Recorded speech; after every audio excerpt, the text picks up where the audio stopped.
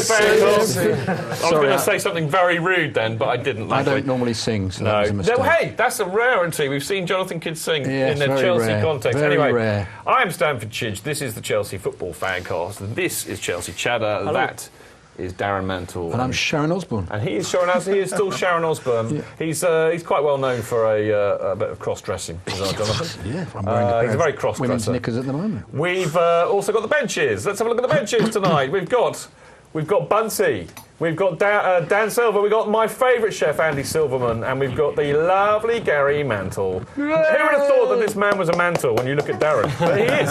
He is indeed. Anyway, brilliant to have you on the show. Now, we're going to talk about the Sunderland game now, which is a bit, hopefully, more fun than talking about the Stoke loss. But, I mean, against Sunderland, I think we witnessed probably, as I said in the fannies, probably one of the best solo performances by a Chelsea player as Eden rifled in 2 great goals before the defence's fear of the set piece reared its ugly head again to leave us all with squeaky bums in a 4-3 thriller. Can I join issue with you slightly there? What? About one of the best performances in a blue shirt. I think it was. Well, how about, Hullet absolutely bossing something? How about Zola bossing something? How about... One of, not the best. I thought you said the best. He never said the best. One of the best. Oh, you were reading it? Yeah.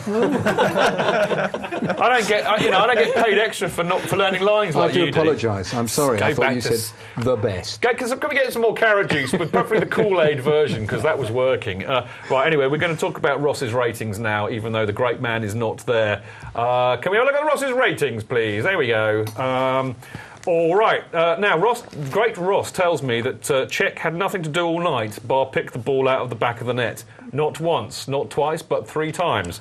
But I will. But for that, he gets 6 out of 10. So he gets 2 points for each time he picked the ball out of the back of the net, according to those ratings. Branner barely crossed the halfway line, but he still got 6 for his efforts, which I think is very generous.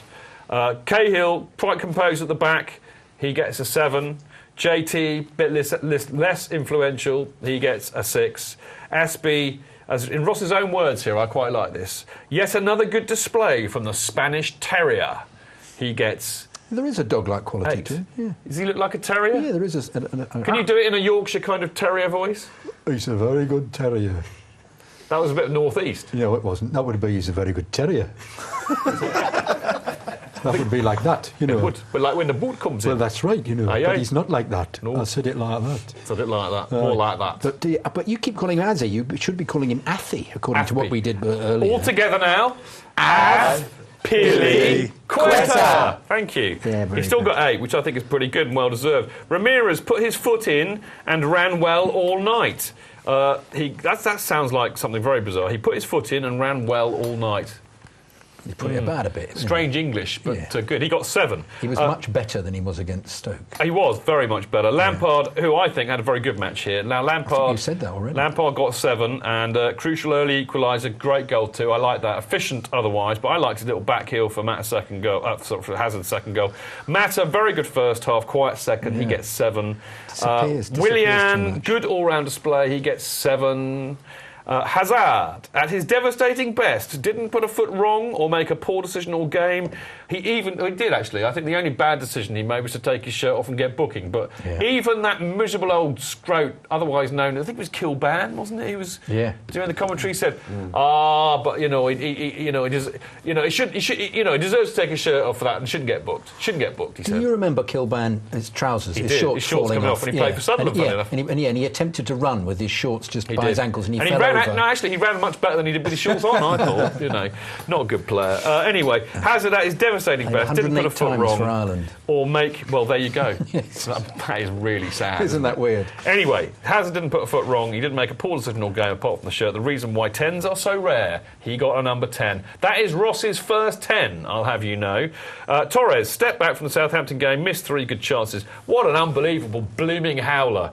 Goodness, that was like Torres of a year and a half ago. Yeah, it was. Couldn't hit a cow's rear end with a banjo. Awful. Unbelievable. Awful. He gets 5. Why, I don't know.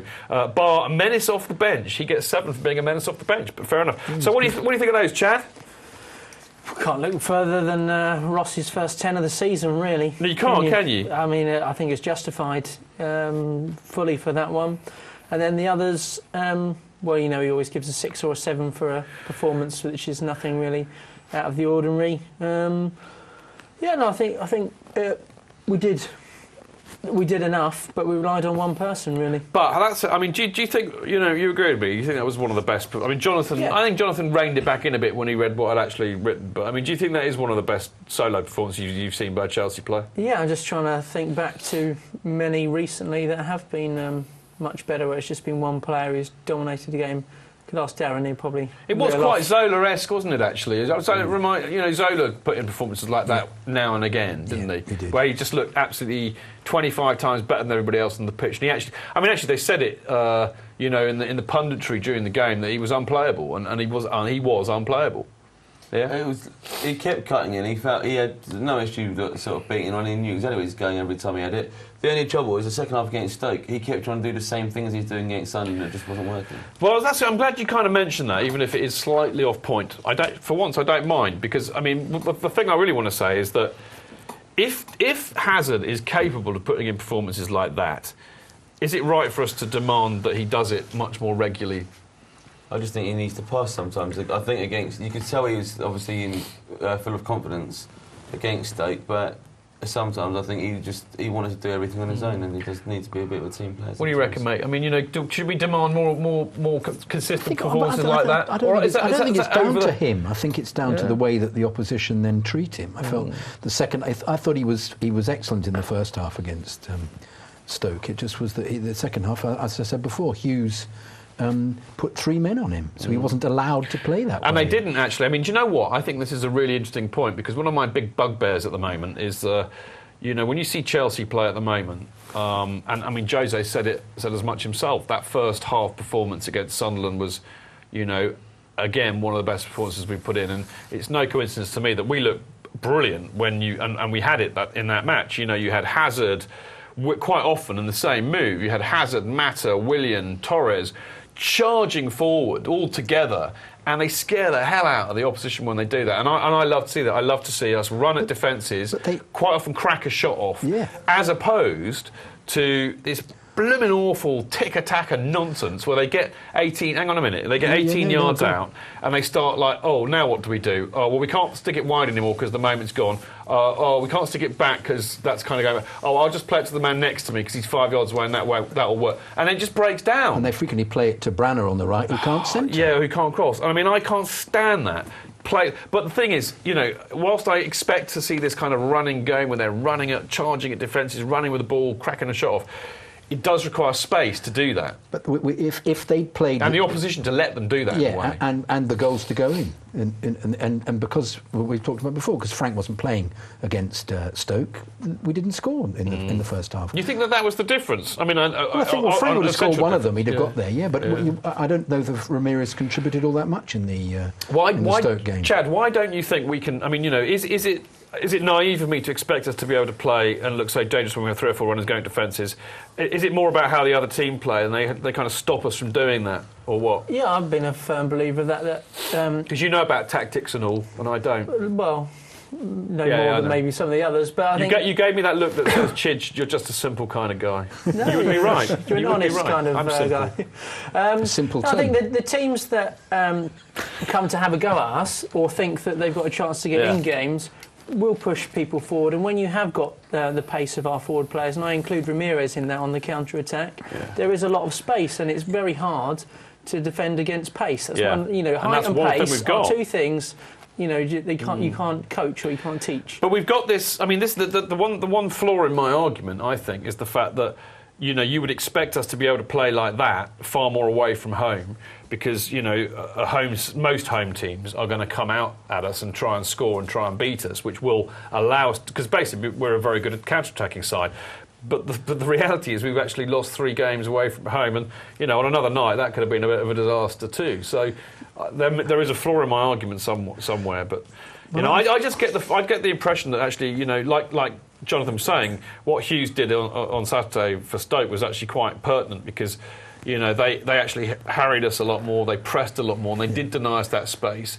And they were very organised. You know, when they didn't have the ball, they were very organised, and we did have to resort to either punting it long or trying to play tiki-taka again. I think he actually played much more defensively second half, Hughes, whereas they were doing what you were saying, which was they were trying to actually play a normal style, because he's very keen on not attacking, on not defending as much, not playing Pulis style. He's very keen on actually playing proper football. And they discovered that actually that they'd scored a goal, they were level. Oops, I tell what we'll do. We'll defend as we normally do, stop them playing, and score on the break, which is exactly what they did twice. I mean, another thing that occurred to me, because I mean, Stoke actually, we didn't mention this when we were talking about Stoke, and it was remiss of us not to, but I thought the referee was a complete muppet, because he fell for Stoke's disruptive tactics for about the last half an hour. They were stopping the game, disrupting our rhythm and flow. Yeah. And of course, they're not shy of putting a foot in. And the other thing that occurs to me about Hazard and Mata, and you mentioned this against Stoke, they put 3 on Hazard, and that makes it a lot more difficult for him. But, you know, I keep asking this repeatedly every week about Hazard and Mata getting enough protection. And Desaina's challenge on, I don't know if we've got a still of that, I mean, he left poor little Juan in absolute agony, went straight through the back of him and then pretended it hadn't happened. I mean, you know, do you think they get enough protection from the refs? Should we expect more? I don't know. I wouldn't know. I think it's okay. I don't think it's that bad. You're a bit like me. You like a good clattering, really. I don't understand still John Terry's booking now against Stoke. Oh, it's ridiculous. One. He got booked for allowing Jonathan Walters to slap him in the face. But it was one after Why that. wasn't Walters sent off? To the top. Walters got booked for that. Anyway, we're talking about the Stoke game. We've done that. You actually started talking about it. We're talking about the Sunderland game. You started talking about the Stoke game. I know. I did. Actually, I'm going to blame Jonathan. Is that all right? Yeah. So the Sunderland game. Yeah. When I was a ref, I'm a qualified ref. You are, are you? I am indeed. I used to go, come on, man's game, come on, play on. Play on. Kick him as much as you like. People lying in heaps everywhere. Come on. All right, there wasn't enough. A proper tackle. He was fine. He's fine. Get up. I'm not going to bore everybody stupid with. I'm not going to bore everybody stupid with how great the sport was, because we did that in the fannies quite well. But what I've got an email here. I'm just wondering. Do you know what? I'm going to save this. I'm going to save this for your on CFFC. But I'm going to put your notice now. Yannick sent a great email in about atmosphere, and I'm going to save that till later because it's very pertinent to what's been going on recently. But I think instead, I don't know if we've got time. We've got time to show this video, Greg. Instead, I'm going to show you. Actually, do you know what? I don't want to show the video. I want to carry on talking about the game. So no, we'll save that for a rainy day. Are we going to do this? I'm busking here. Yannick's thing, though. We're going to do Yannick's thing. We're going to do Yannick's thing, but because I want to talk about that as well. No, you've seen it in the script. It's very interesting, isn't it? Actually, before we do that, was any event? Were you out in Basel, Bunsey? No, nobody in Basel for the away. No. Okay, well, it doesn't matter because it's a very good question he asked. I'm going to save it later. Right, what I want to talk about now is that. Again, similarities with Stoke, different outcome, obviously, but I think we should give a bit of credit to Sunderland because, you know, what was really interesting about that game for me was, you know, the fact that, you know, quite a lot of times against teams like that in the past, they would have just rolled over after they'd gone down, particularly at the bottom of the table, and they would have thought, that's it. You know, Hazard's playing like that. We're not going to win this. But they didn't. They had a right go. I mean, they didn't buckle. They just didn't buckle. They kept on going. And, you know, on another day, they would have got that equaliser. And I had this awful thing. I had 4-4 written all over it. And I had such a squeaky bum for the last 5 minutes. I was blowing the whistle, like, shut up, blow the whistle, ref! Get a corner, they'll score. Make it in now! You know, it was awful. This is against Sunderland, who are at the bottom of the league. I think it's down to Gus Poyet a lot, actually. Yeah, I think he's a good manager. He galvanises players. He does like to kiss the cock rule, doesn't he? Yeah, he does. I got that in quickly. Yeah, very quickly. Anyway, I tell you what it tells me, and this I think is far more pertinent. But you know, and I think this is a very salient point for the season going forward, and certainly in terms of where we might end up. But it really shows me how tough this blooming league is this year. You know, I mean, I think that there will be I think that potentially this year you could see a side win the league having lost between 5 and 10 games, which in recent history is unheard of. It's normally 4 or less, I think. Yeah, it's around about average, you know, 3 to 5, doesn't it? But I think this year it could be somewhere between 5 and 10 because. Can't be 10. Well, who knows? No, it might be if they win them. Because when Pellegrini was asked, wasn't he? He said, "Are you aware you've lost 4? No team has won the league." He said, "We will win every other game." He said. He said, I became Italian then. He wasn't supposed to be Italian. He's from Chile. Game. Yeah, I was trying to do my Chilean accent. I failed miserably. No, It's all right. We won't take your fee away for getting one wrong. Yeah, thank you. I couldn't get the pitch. It suddenly disappeared. Became a sort of mush in my eye. Anyway, yeah, that's what he said. He said that he was happy that they'd win every other game. He said he was quite... Well, but I do think, I think it's more... I mean, there are no runaway, leaders. I mean, if we beat Palace...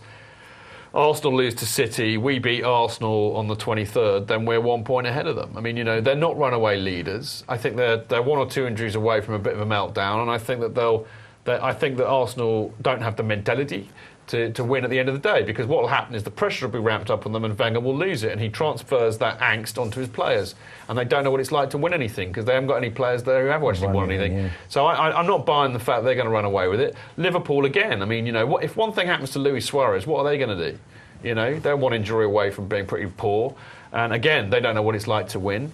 City have got the best squad, but they're unpredictable. We've got a great squad, but we're unpredictable, no consistency. So, and I think a lot of these teams near the bottom are good enough to beat anybody in that league on the day, and we haven't seen that in this league for a long time. Even Fulham are very good, very different. Good result the other day. And also, I think you're right about Sunderland. Sunderland played well against Spurs. They were just unlucky. There ain't no pushovers in this league, I think. And I think actually that's what I took away from the game. That and the fact that Chelsea are incapable of defending from set pieces. What is that all about, Chad? What's it about? I have no idea. You've got the players there with so much experience of playing in big games, to then they have these teams that you wouldn't consider to be like your Bayern Munichs and playing in European Cup finals and things, just not dealing with simple errors. Maybe we should have had Ross Turnbull in goal rather than in the stands, mate. I mean, this is the thing actually, because we didn't really discuss this against Stoke, because actually it's more relevant to here, because each of those goals was schoolboy defending at set pieces. How much is Cech culpable? Do you think? I mean, a lot of people on Twitter have been going potty as they do. Yeah. Is Cech losing it a bit or what? What about Cortez? Yeah, we've seen that, but no, I think one of the goals he was definitely at fault for, coming out and not getting anywhere near it. That was his goal, yeah. But apart from that, I mean, I don't think. You've got 7 shots on target and 7 have gone in. You could look at your goalkeeper for that, but they've all been relatively close to the box. And when you're going to shoot from 6, 7, 8 yards, you've got a good chance of it going in. You like my theory about 7 goal attempts on target equals 7 goals? That stat, yeah. Yeah, I mean, but it is a bit weird. I do think it's. I think maybe we're not seeing the whole picture here, and I think the trouble is people remember. Always spot when a goalkeeper makes his mistake, but they instantly forget the number of times he's kept us in games. And the Petr Cech that I've been seeing is still capable of keeping us in games, and has been until recently. So I don't think it's a Cech issue. And I don't think we've got... It's a blip. I don't think we've got enough good defensive players at corners anyway. It's fine having Mata and Hazard and they're not huge. And when you had Drogba, who was there winning all the balls, or Lampard at the front post all the time. Luiz used to do it as well. We haven't got Luiz in the team at the moment. I'll tell you who else we haven't got in the team, who was excellent at defending at set pieces, and that is Ashley Cole, who is great at stopping them off the line and, of course, would always be on the post for corners. Anyway, enough about all of that. We are going to have something that we like to call You're on CFFC, which is where we will answer your questions from Twitter, Mixlr and Skype after the break.